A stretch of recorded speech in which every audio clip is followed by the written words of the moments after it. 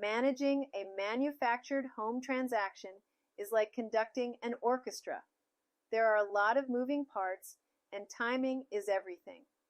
Today, I'm going to walk you through the process from start to finish, sharing some real-world insights I've gained over the years. Let's start with listing a manufactured home. You know, I always tell my sellers that preparation is key. Before we even talk about pricing, we need to do some detective work. What's the home's current title status? Is it on a permanent foundation? Are we dealing with owned land or a lease? These answers shape our entire strategy. I remember one of my first listings. I was so excited to get started that I almost missed checking the HUD tag. Now, that's one of the first things I look for. It's like the home's birth certificate, and we need to verify it's there and legible. The same goes for the data plate inside the home. These might seem like small details, but they can make or break a transaction.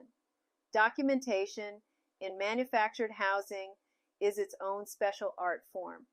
I keep a master checklist because, trust me, there's more paperwork than you might expect. We need the current registration card, title certificate or deed, tax clearance, and that's just the beginning. I learned early on that staying organized saves countless headaches down the road. Now, let's talk about working with buyers. I love this part because it's where dreams start to take shape. But before we start looking at homes, we need to have some important conversations. I had a buyer once who fell in love with a home in a 55-plus community. Only problem was, they were 45. Now, I always make sure we understand any age restrictions or community requirements up front. Speaking of communities, here's something crucial. Many manufactured home communities have their own approval process. I've learned to build extra time into our transactions for this. There's nothing worse than having everything else lined up and then hitting a snag with community approval. Negotiating manufactured home sales requires some special knowledge. We're not just negotiating price. We might be dealing with lot rent, community fees, or installation requirements. I remember one transaction where we got creative and included all the patio furniture in the deal. Sometimes thinking outside the box helps everyone win. Once we have an accepted offer, that's when the real coordination begins.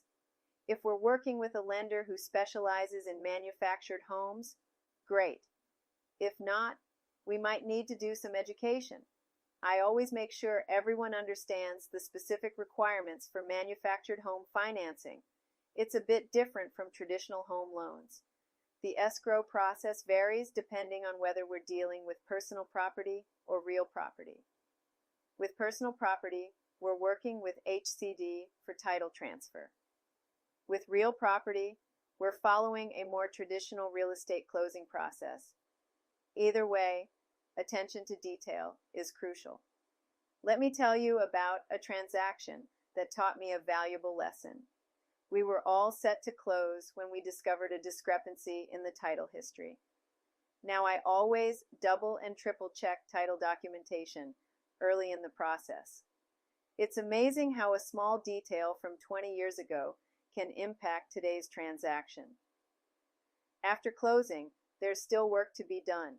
Registration needs to be updated, tax assessors need to be notified, insurance policies need to be transferred. It's like a closing checklist with bonus steps. I keep a post-closing checklist handy to make sure nothing falls through the cracks. Sometimes challenges come up. That's just part of the business. Maybe there's a missing HUD tag, or perhaps there's an old lien that needs to be cleared. The key is staying calm and knowing your resources. I've built relationships with title companies, HCD officials, and community managers because you never know when you'll need their expertise. One of my favorite moments is handing over the keys to excited new homeowners. When you've managed the transaction well, everything comes together smoothly. Sure, there might be some bumps along the way, But that's where your expertise makes all the difference. Remember, every transaction teaches you something new. Keep learning, stay organized, and don't be afraid to ask questions. That's how you become an expert in manufactured home transactions.